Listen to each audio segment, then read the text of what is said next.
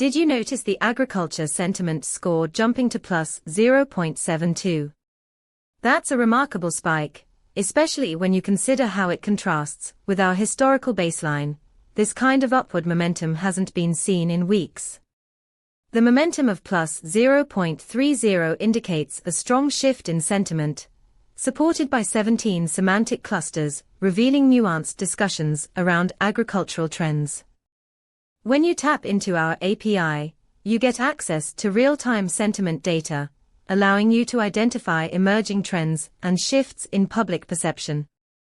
For instance, if you're developing an app for farmers, this data can help you predict crop yield outcomes based on current sentiment, driving better decision-making. Ready to integrate? Check out our documentation at pulsebit.lojenterprise.com/docs. Let's make sense of the data together.